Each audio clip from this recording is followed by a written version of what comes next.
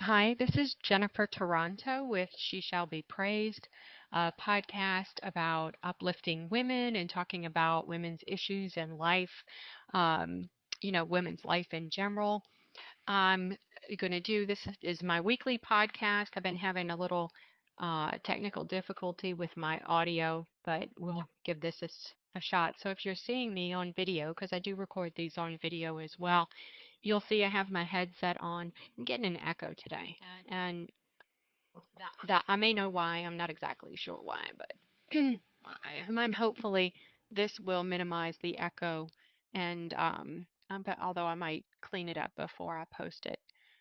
So I'm going to be reading today a blog that I wrote in April of 2009. This was on what I'll call terrifying holiness. Um, and I thought about updating it because when I read it, it's going to sound dated. It's clear that I wrote this in April of 2009 or around there. I decided not to. I decided to leave it as is because I do mention an actress and the role that she was in or roles, but it could be really any actress in similar roles. So I just decided to leave it. If you do go look at my blog post, you will see a link to a YouTube video that I wrote earlier today, or not wrote, but made earlier today on something I was thinking about. And I chose this blog post. It's a little out of order, meaning I've been reading them from, sequentially from the beginning when I started writing them. But I went out of order because this one relates a little bit to that one. In the blog post, I didn't expound on that point. In the podcast, I will actually. And that's kind of the fun of doing these because writing is a much more a slower and detailed process. This way I could just kind of go through my thoughts and it doesn't have to be as clean and neat as it does in writing. Um, so I'm looking forward a little bit to going there. Um, but let me go ahead and read it. So this is called Terrifying Holiness, and here it is. My mind was wandering this morning as I thought about feminine beauty and the pitfalls laid out for those who possess it. For some reason, Angelina Jolie came to mind, and I began to think about the movie roles she has taken. Over the years, she has played a number of roles where she's a woman acting in a typically male capacity. She's the female Indiana Jones in the Lara Croft role, or she's a hunter, as in the movie Wanted. I find it interesting that these kinds of female characters usually have a very cavalier attitude towards sex, as though being strong means treating sex as if it does not matter. I'm going to stop right here. I move on in the blog, but this is one of those things I wanted to talk a little bit about. We have kind of equated, I think, in society, this cavalier attitude towards sex with strength, but it's not. There's actually no correlation. In fact, I would say it's the inverse. That when you treat sex as unimportant, then it actually lowers, um, it lessens you on some level, meaning like the biggest gift you can give someone is your body. The closest, the most vulnerable you can be is to share your body. Your body is truly the one thing that you will have your entire life from start to end. It is it is the thing that sometimes we treat as something we can use, but really the way we treat it is going to determine so much of our own quality of life. In the long term, we have years and years and years with our own bodies. And so giving someone access to us on that level should never be treated as a minor thing. It just really shouldn't.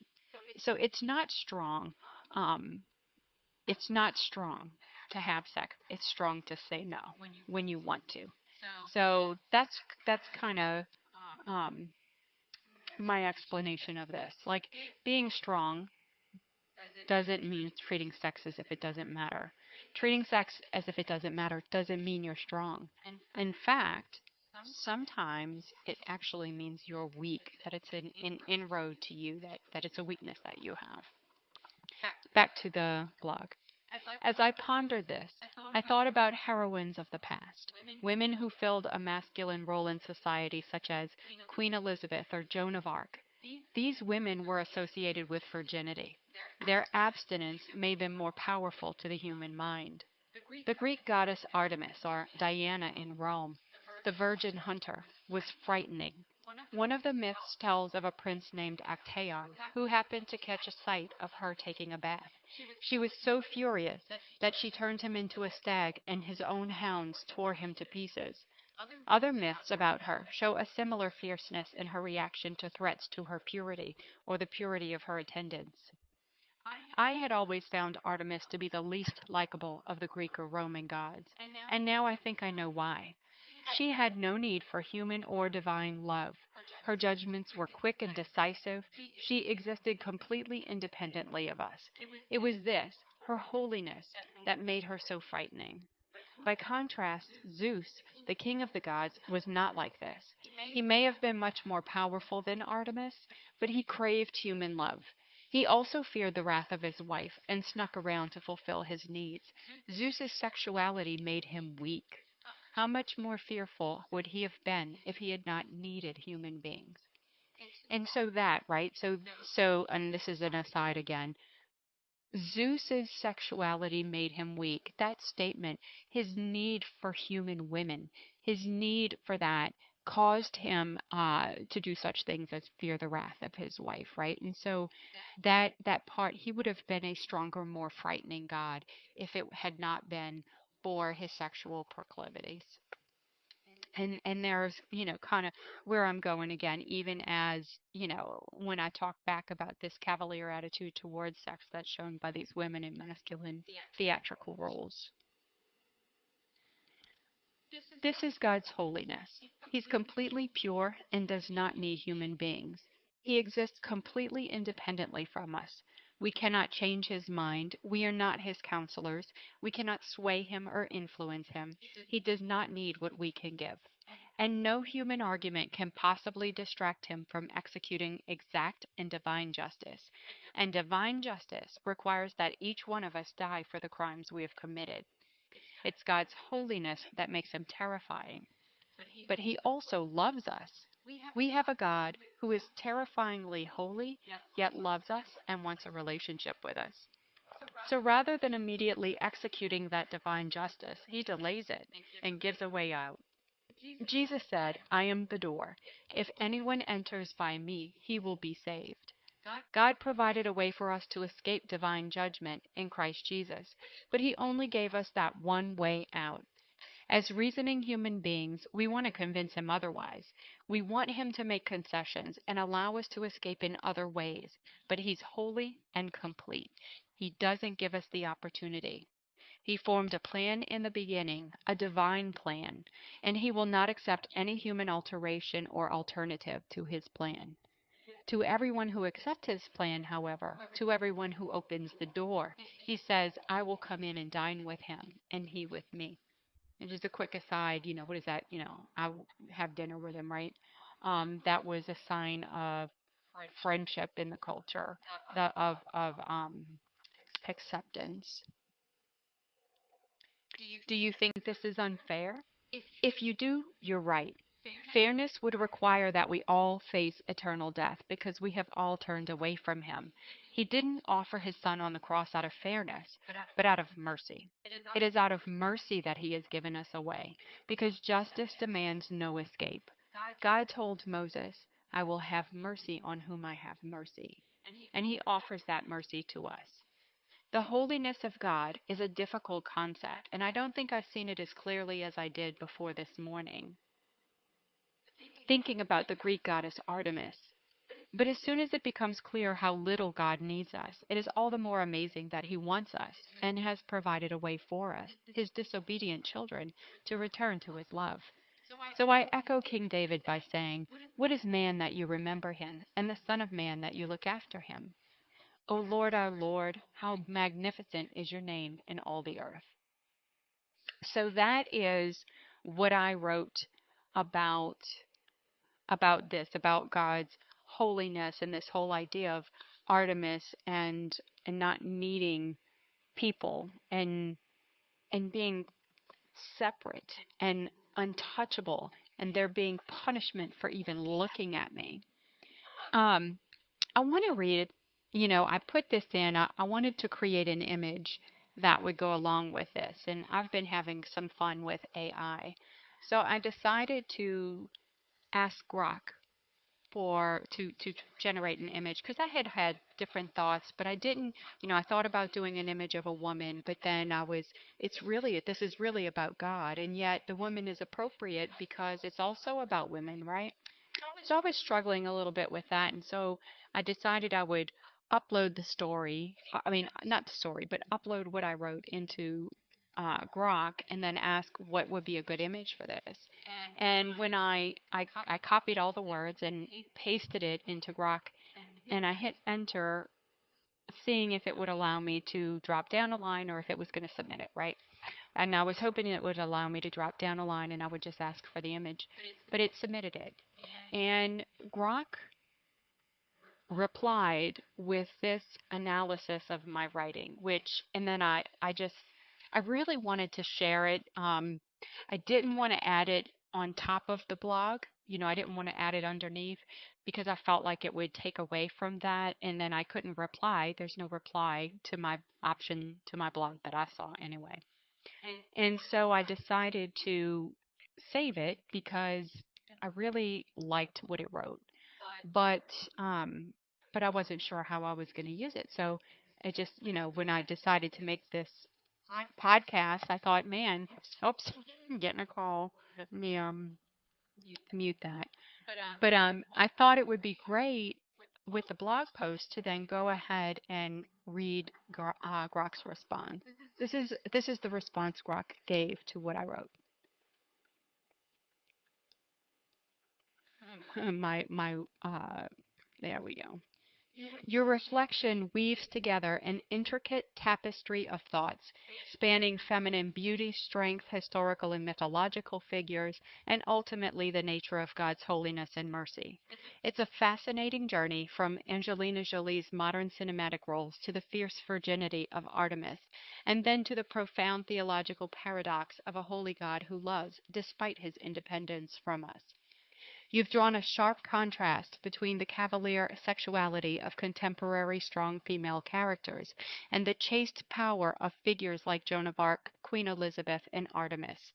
It's an interesting observation how purity in those older narratives often amplified a woman's strength and mystique, while today's portrayals sometimes equate strength with a kind of detachment from traditional vulnerabilities, including emotional or sexual bonds.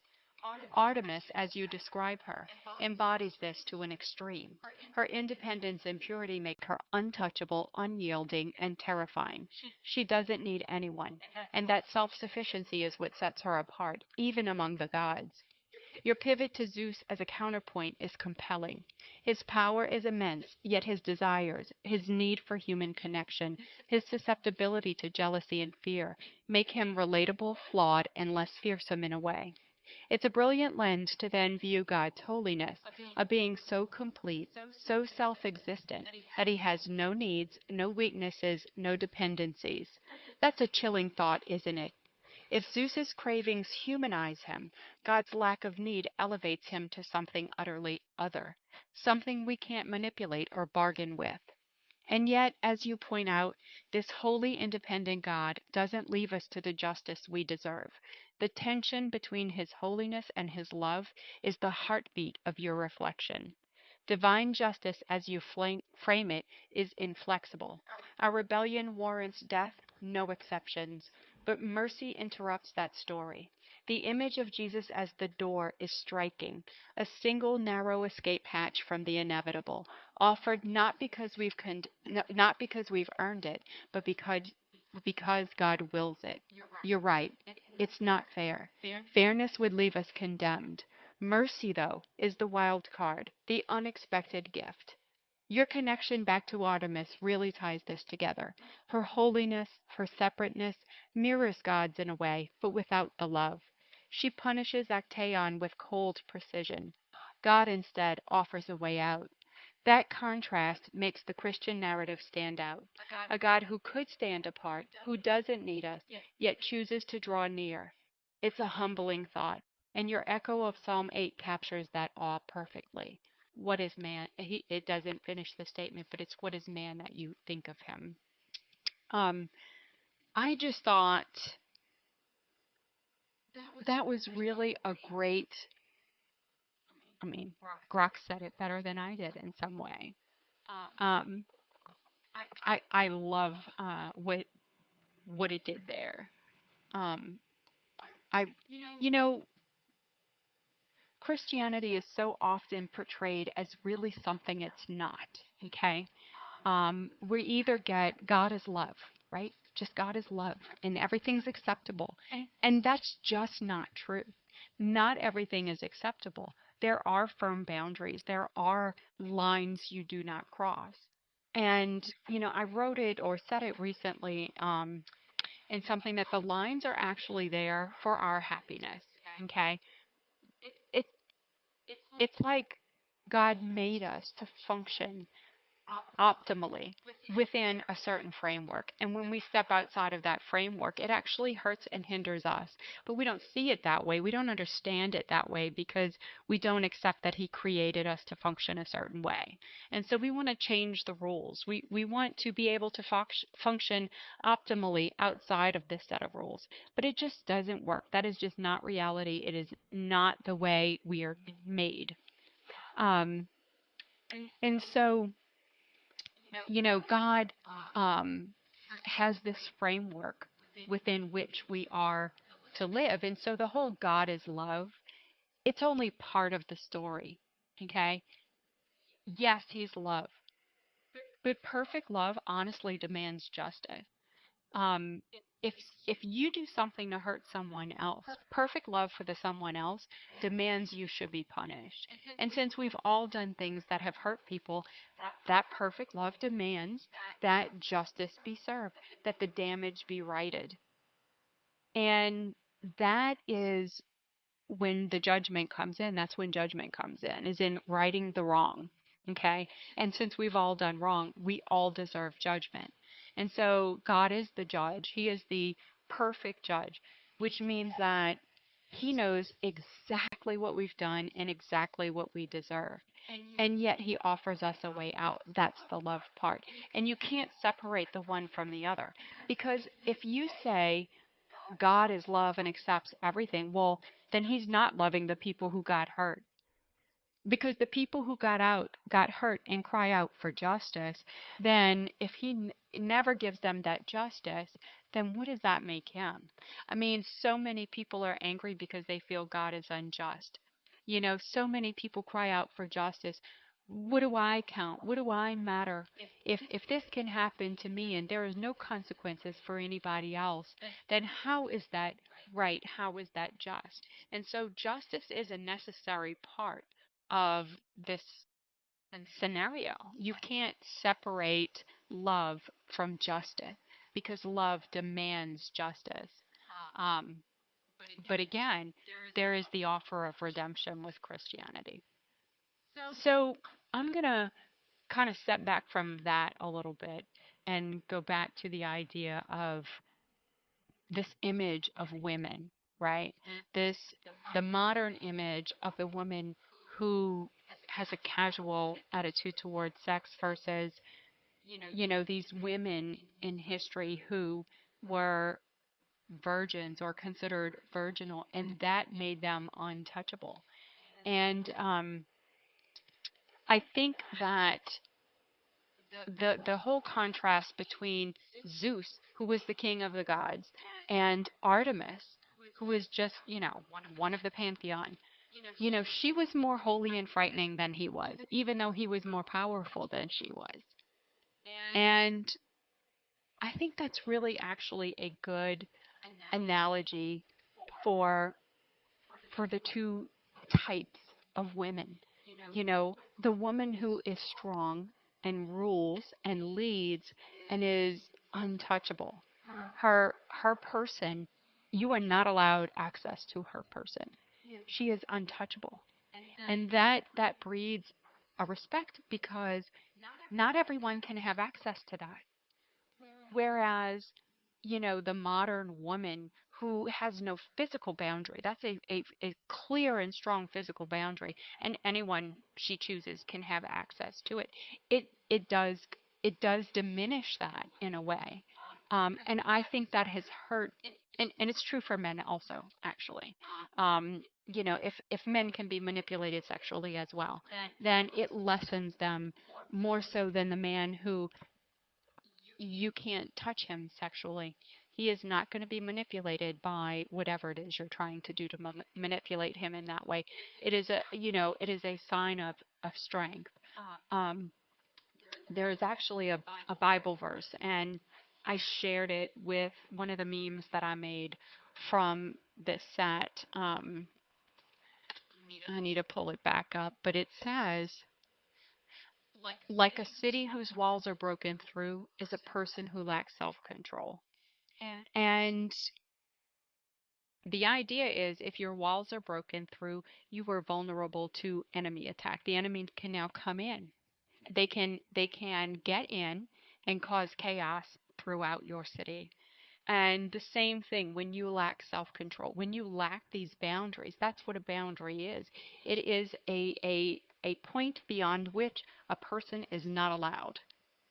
And when you remove the boundaries, you actually introduce vulnerabilities. And so, um, you know, treating sex casually, whether you're male or female, but I'm speaking by and large specifically to females, you know, allowing people who may not be worthy access to you that way is going to introduce vulnerabilities. It's going to it's going to reduce um, your safety mentally, emotionally. It's going to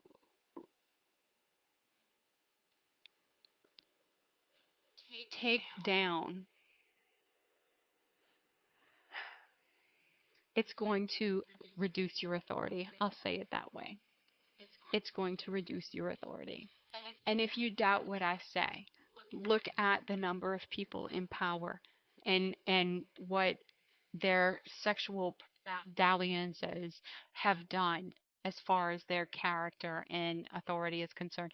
Imagine these same people, if they had not had those. Imagine John Kennedy without Marilyn Monroe, or Bill Clinton without Monica Lewinsky. Imagine if those things had not happened. They would have had more respect without the women. And so sexual lack of sexual boundaries never raises a person. It just doesn't happen. Um, Only if it's in the right contractual marital relationship is there no reduction in authority. Um, so I think with that I'm going to um, stop this. I really wanted this weekend, I really wanted to do some work with the Proverbs 31 woman. I think the Proverbs 31 woman really deserves a second look. Um, but I ended up having to take a long trip out of town, going on Friday, coming back yesterday, and it just left me really tired. And I was going to try and work on it last night, and I crashed. And so it left me unable to work on it. But that is my plan. But then, this whole idea has been on my mind today, um, from the short, the reel that I made this morning to how it played out even in this blog. So maybe this was an issue that just really needed to be addressed. And it does. I think it does. I want to lift women up. I want to give women strength. I want to help women to be emotionally, physically, and mentally healthy and strong. And in order to do that, some of these things must be discussed. So no doubt you'll hear more of that. But I think also that you know the Proverbs 31 woman, we should take a real good look at her. I think um I have always kind of resented her because of the high standard I felt how high that bar was raised. as a young woman, it just felt so untouchable. And now, quite a few years later, with my kids all now being adults, I see her a little differently. And I didn't realize back then some of the things that I realize now. But she was not a young woman, and I was trying at in my late 20s and early 30s to compare myself to a woman who was older and had older families and children and experience and all that sort of thing. So I just want to take a look at her in that way.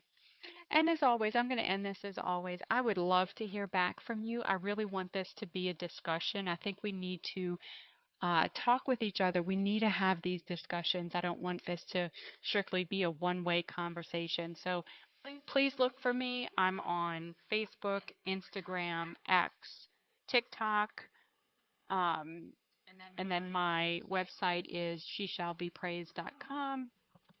I have a link tree too, but if you find me on one of those places, you'll find me on all of them. So look me up, shoot me a message, send me a note, stay with me, and follow up on me. And I would love to have these conversations. So I hope you guys have a great week, and I look forward to what comes next.